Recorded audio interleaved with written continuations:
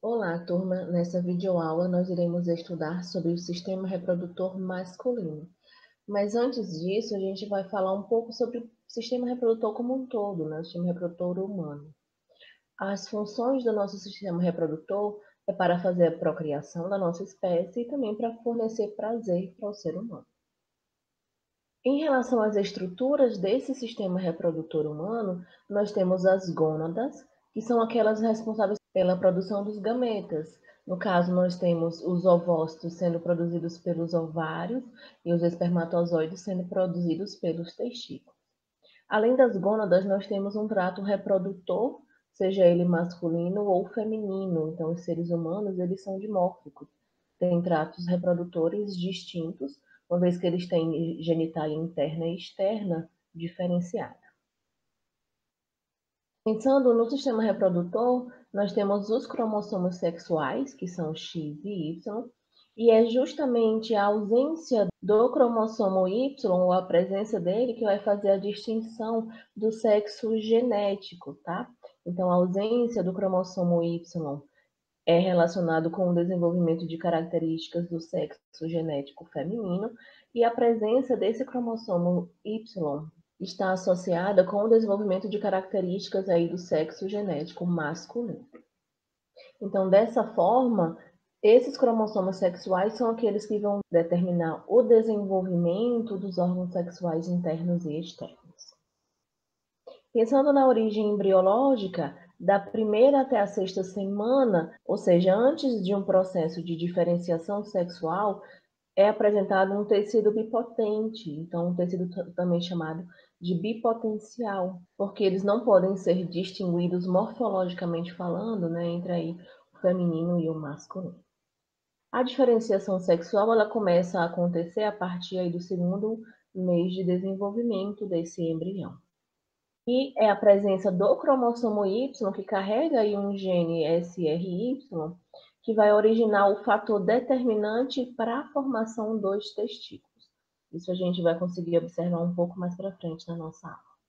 Em relação ao processo de determinação do sexo genético, pessoal, isso está relacionado com o perfil de distribuição dos nossos cromossomos. Os seres humanos eles possuem 23 pares de cromossomos, 22 pares de autossomos e um par de cromossomos sexuais. A presença de um cromossomo nessa imagem aqui, X, e um cromossomo Y, nos mostra que aí nós temos um homem.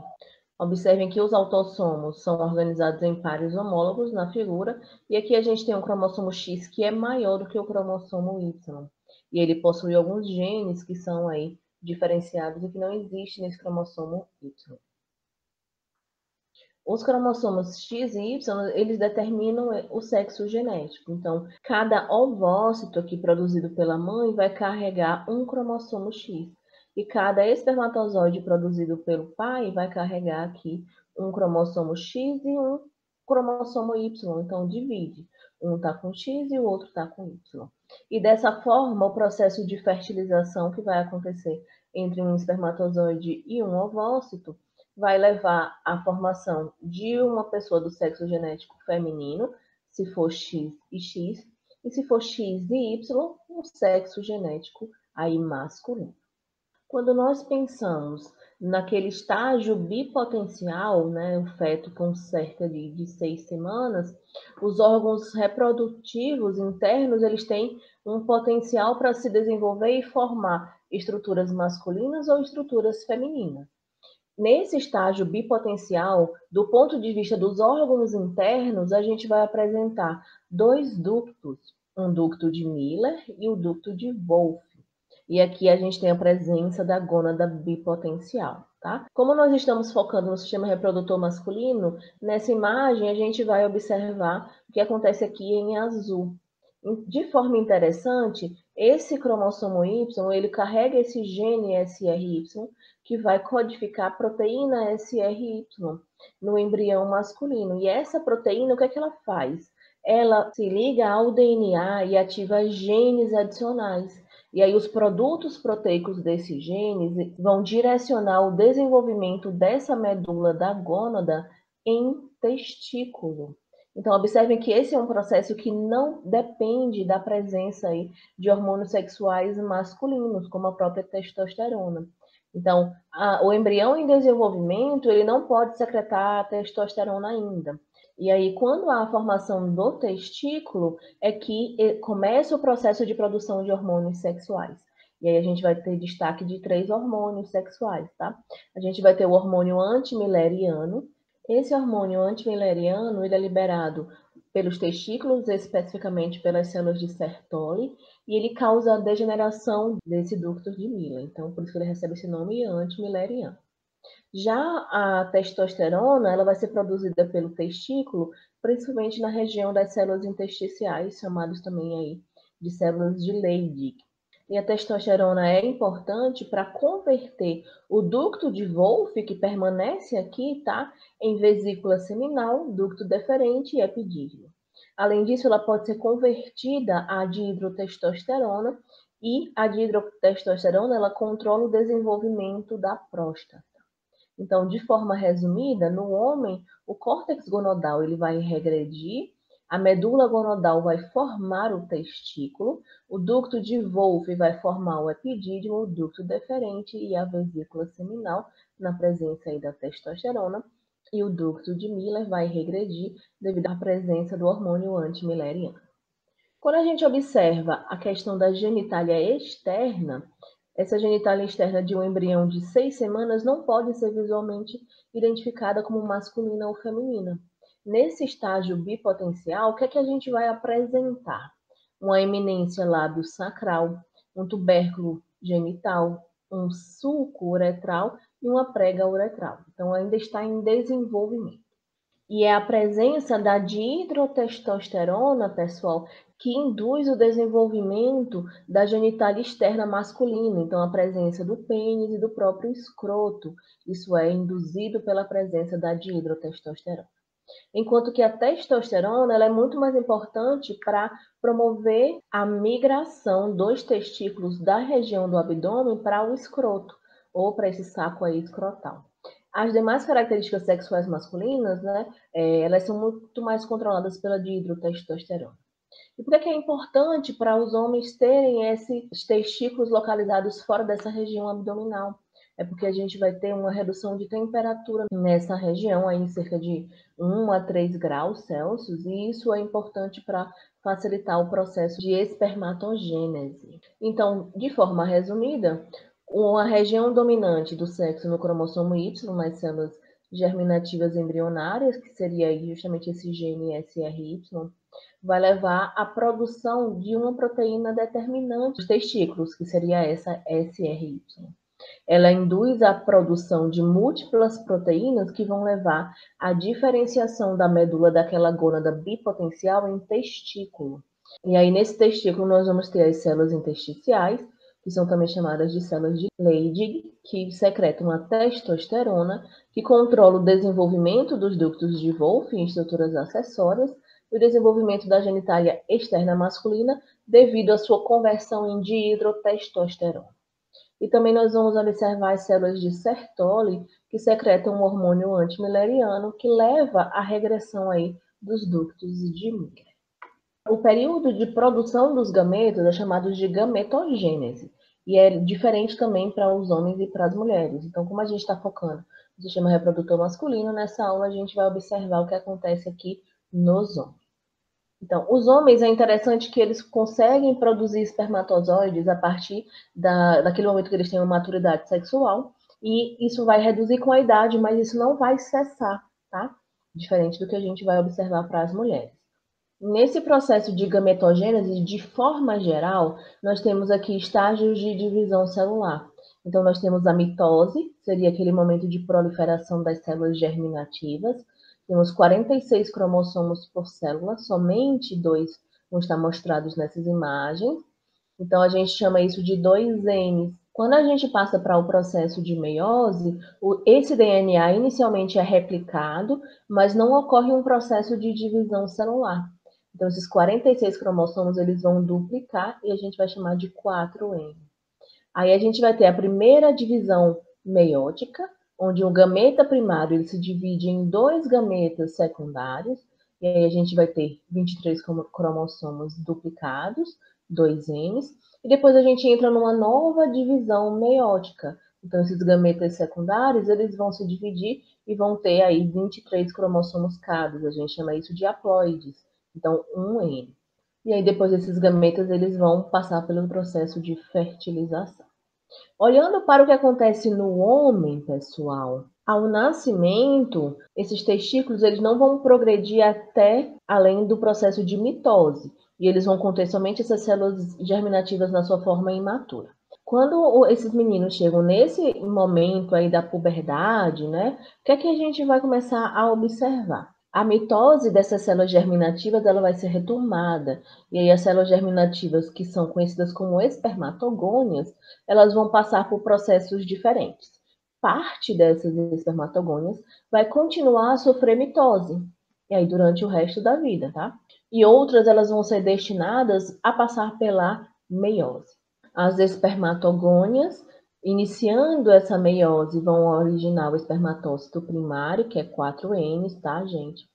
E aí depois, passando na primeira divisão meiótica, a gente vai formar os espermatócitos secundários, que são 2Ns, e aí a gente vai dividindo, tá? E aí na segunda divisão meiótica, a gente vai formar as espermátides.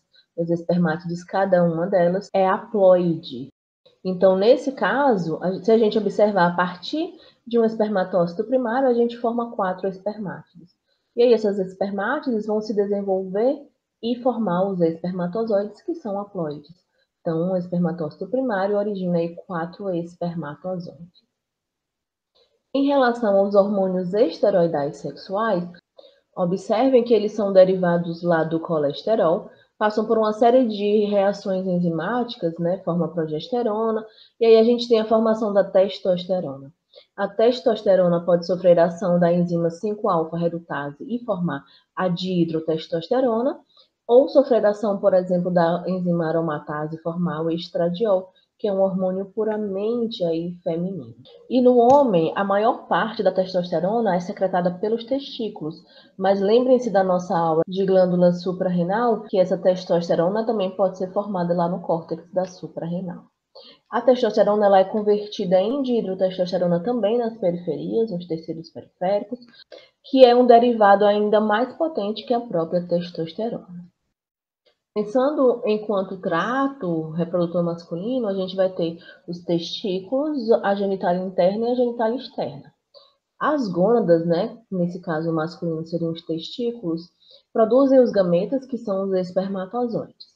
A genitália interna, ela é composta aí pelas glândulas acessórias e ductos que conectam essas gônadas com o meio externo. Já a genitália externa envolve aquelas estruturas reprodutivas externas, o pênis e o escroto. Observando nessa imagem, a gente consegue visualizar alguns aspectos anatômicos desse sistema reprodutor masculino. Nós temos aqui os testículos, que são as gônadas, nós temos o pênis e o escroto, que seriam aí a genitália externa, e nós temos estruturas internas, como a glândula prostática, nós temos a uretra, glândulas bulbouretrais, canal deferente, né, o ducto deferente, e compõem aí de forma geral o trato reprodutor masculino. Observem aqui que o escroto ele mantém os testículos fora dessa cavidade abdominal a fim de mantê-los em uma temperatura inferior à temperatura corporal para auxiliar no processo de formação dos gametas. O pênis é o órgão copulatório e genital externo masculino que executa basicamente duas funções: a eliminação de urina, né, durante o ato de micção, e a ejaculação do sêmen, que seria aí o esperma. Ele é dividido em 3 porções: em raiz, corpo e na região da glande. E a pele desse corpo do pênis, ela está frouxamente ligada e ela continua sobre a glande do pênis, formando aí uma bainha retrátil protetora que a gente chama de prepúcio aqui do pênis. O pênis ele é composto também por 3 segmentos cilíndricos que apresentam tecidos eréteis, 2 corpos cavernosos e um corpo esponjoso. E aí nessa estrutura, os corpos cavernosos eles ficam pareados, localizados aí na porção dorsal e o corpo esponjoso está localizado ventralmente, envolvendo a uretra e formando a glande na porção mais distal do pênis. A abertura aqui da uretra a gente chama de ósteo extérneo da uretra. Cada corpo cavernoso vai circundado por um tecido fibroso e compacto, formado aí principalmente por fibras de colágeno, fibras de elastina, e que é chamado de túnica albugínea. E o tecido erétil dos corpos cavernosos é composto aqui por múltiplos espaços lacunares, que são aí chamados também de sinusoides cavernosos. Esses espaços lacunares, eles são revestidos por células endoteliais. Além das trabéculas, que formam as paredes dessas lacunas, que são formadas por camadas espessas de músculo liso e de uma estrutura fibrosa composta principalmente por fibroblasto, por colágeno e por elastina. Além disso, nessa região nós observamos diferentes vasos e também terminações nervosas.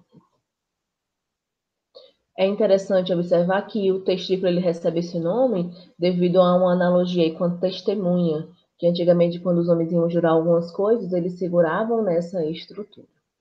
Uma coisa interessante também em relação aos corpos cavernosos é que eles são divididos por um septo que é incompleto nos seres humanos, e isso permite que eles funcionem como uma única unidade.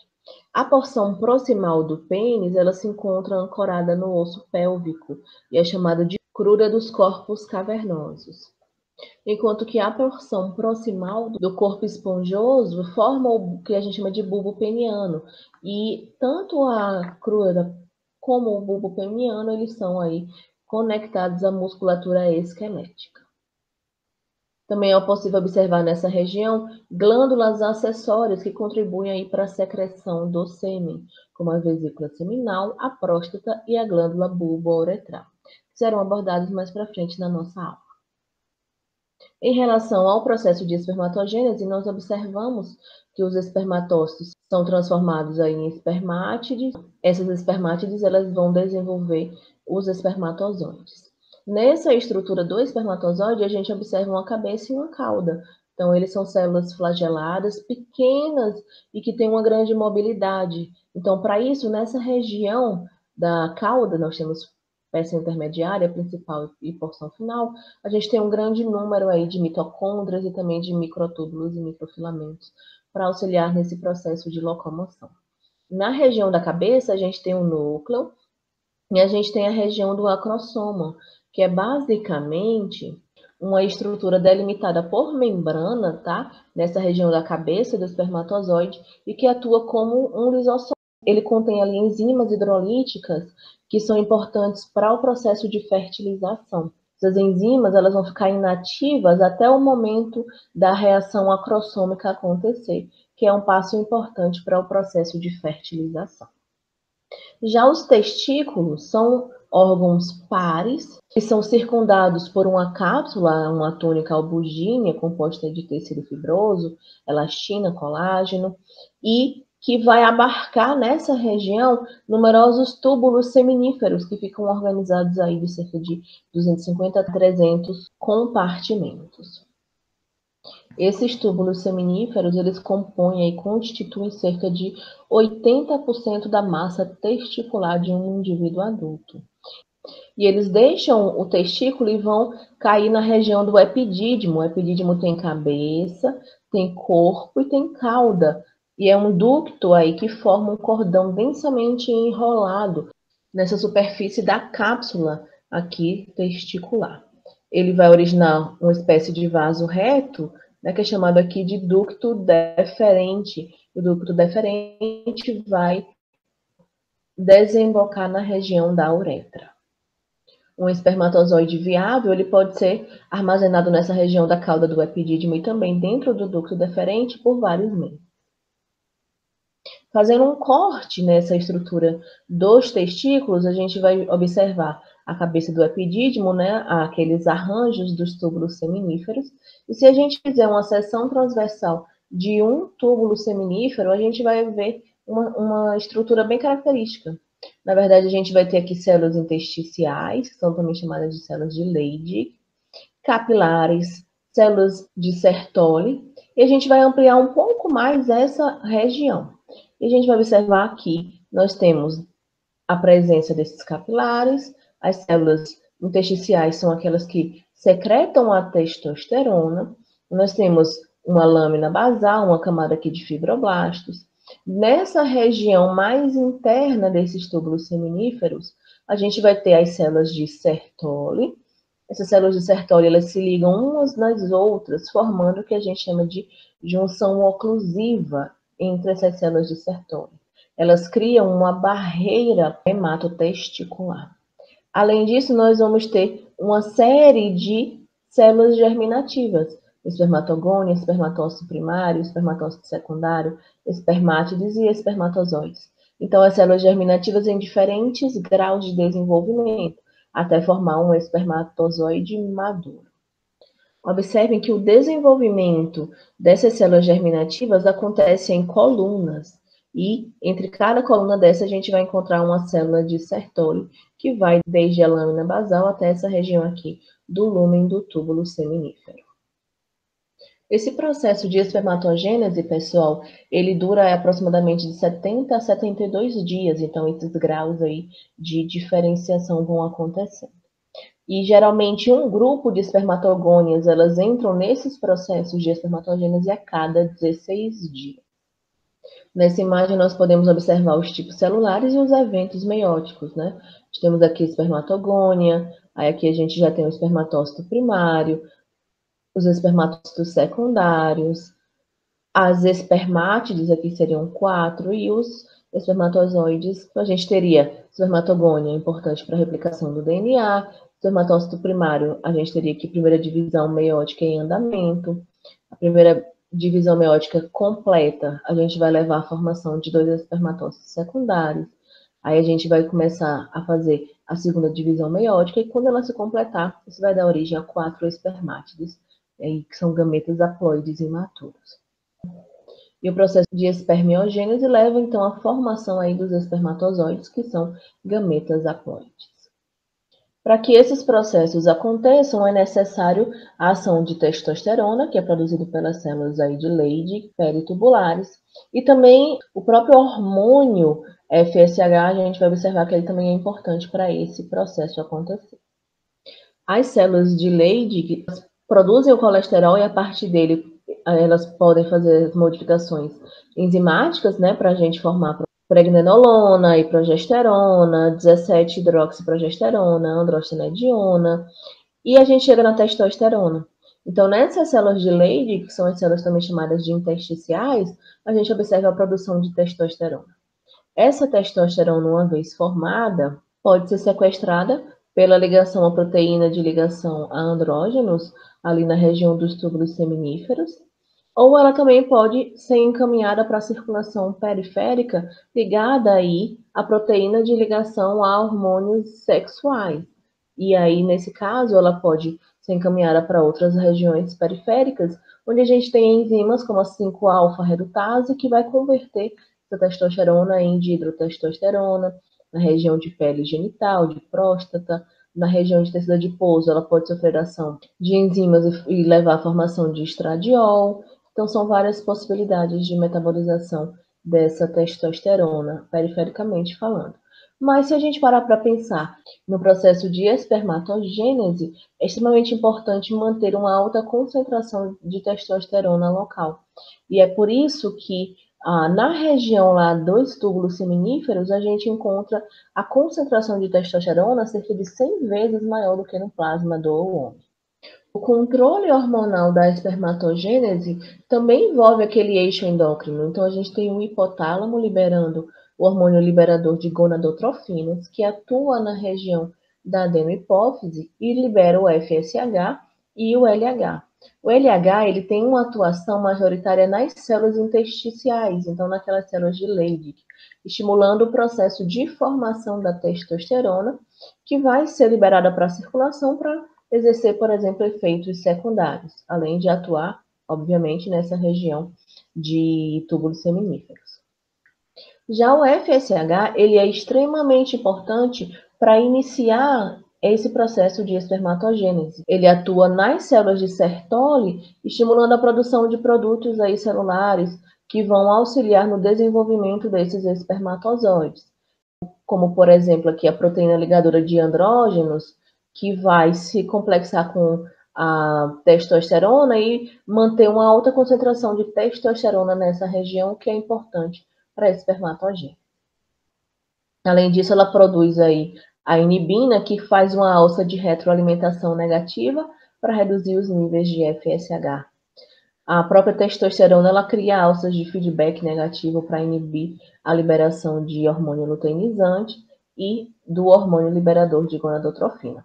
Acho que eu esqueci de falar para vocês aqui, mas o FSH é o hormônio folículo estimulante e o LH é o hormônio luteinizante. Uma característica interessante em relação a esses espermatozoides é que esses espermatozoides recém-liberados, a partir dessas células de Sertoli, eles ainda não estão maduros e eles são incapazes de nadar.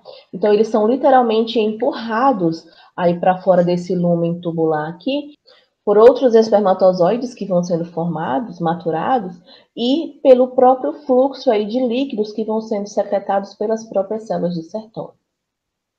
E esses espermatozoides, eles só completam a sua maturação durante cerca de 12 dias que eles ficam sendo transportados pelaquela região de epidídimo. E esse transporte é auxiliado pelos processos de secreções proteicas por células aí epididimais.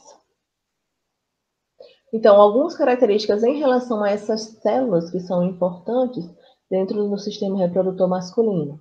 As células de Leydig, também chamadas aí de células intersticiais, elas respondem ao hormônio luteinizante e elas são células produtoras de testosterona.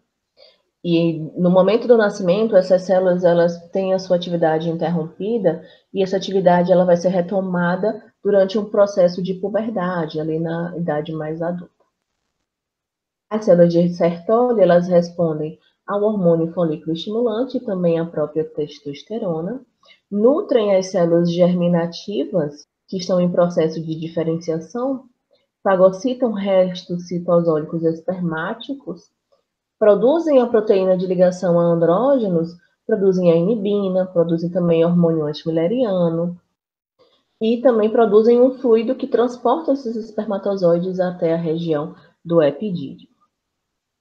Com relação às funções dos hormônios androgênicos, essas funções estão associadas com a definição das características sexuais primárias, que seriam aí a presença dos órgãos sexuais internos e da genitália externa, característica, né, para o sexo genético aí masculino, promover também a espermatogênese e a produção do sêmen, determinar também as características sexuais secundárias, que seriam o padrão de distribuição dos pelos, a questão de ter ombros mais largos, de ter quadris mais estreitos, de um acúmulo de gordura na região retroperitoneal e a própria libido.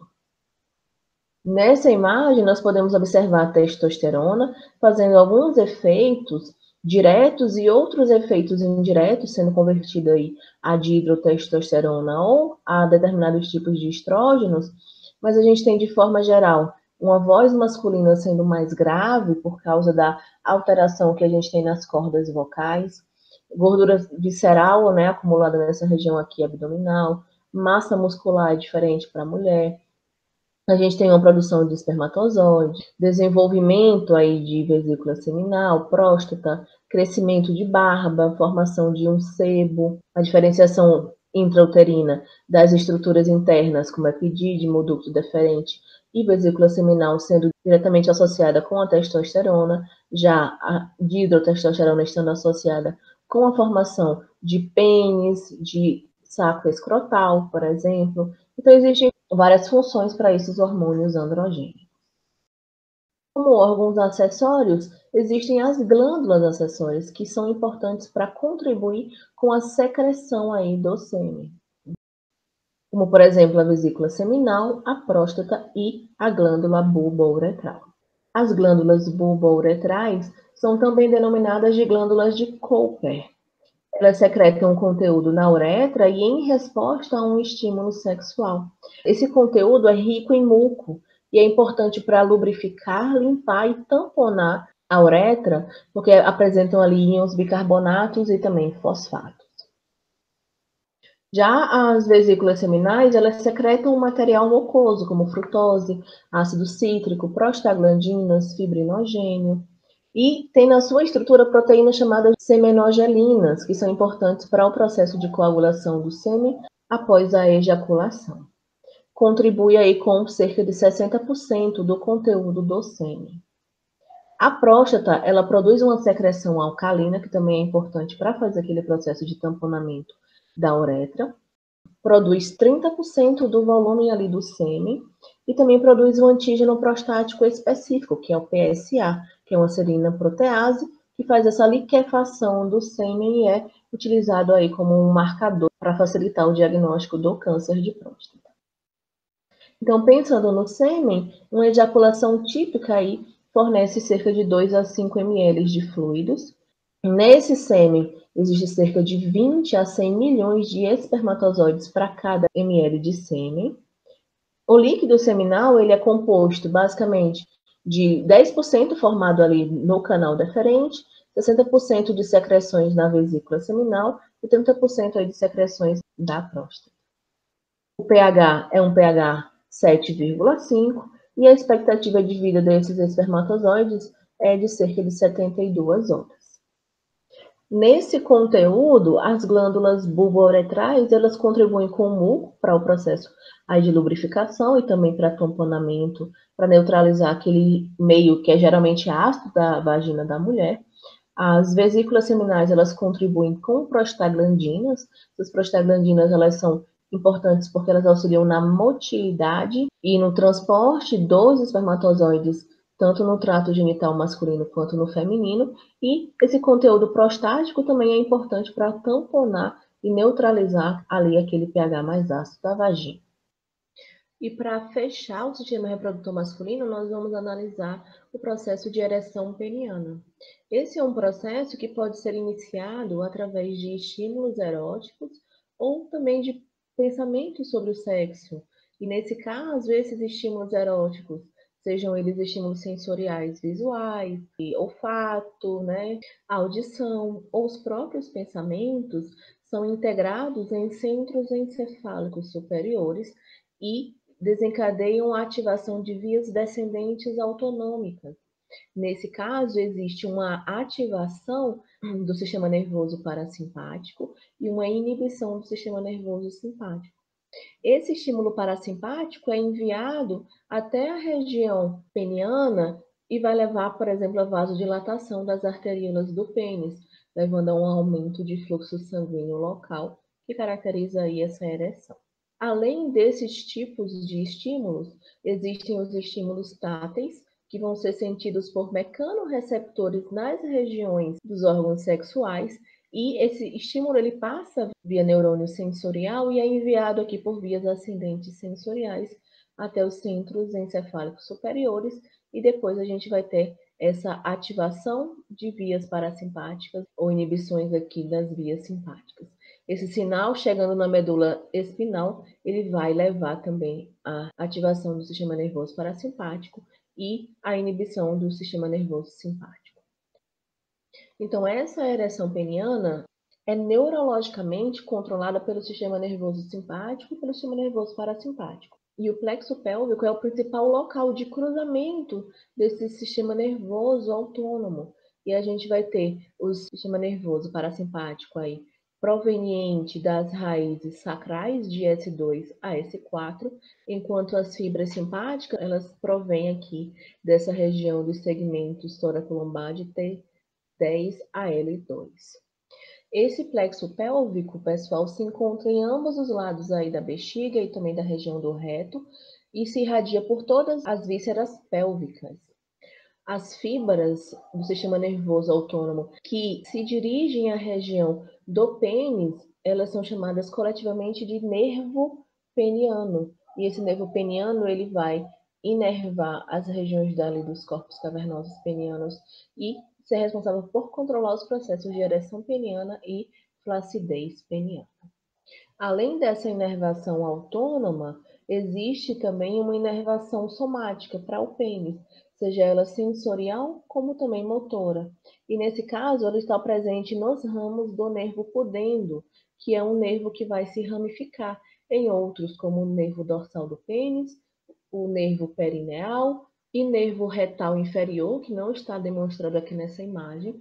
E cada um desses nervos, eles vão conduzir estímulos que vêm da região periférica para o sistema nervoso central, para serem integrados, passando pelaquela via da medula espinal. Do ponto de vista mecanístico, o principal responsável pelo processo de ereção peniana é o óxido nítrico. Esse óxido nítrico ele vai ser liberado pelo nervo cavernoso através de neurônios chamados de nitrérgicos ou através de estimulações sexuais, como estimulação tátil, visual, auditiva, psíquica. Isso leva a essa estimulação desses nervos cavernosos que vão produzir o óxido nítrico. O óxido nítrico é um gás lipossolúvel, então ele consegue entrar aqui na célula do músculo liso vascular, das artérias helicinais que estão presentes naquela região do pênis e se ligar ao seu receptor, que é a ciclase aqui de guanilil. Ciclase de guanilil solúvel, tá?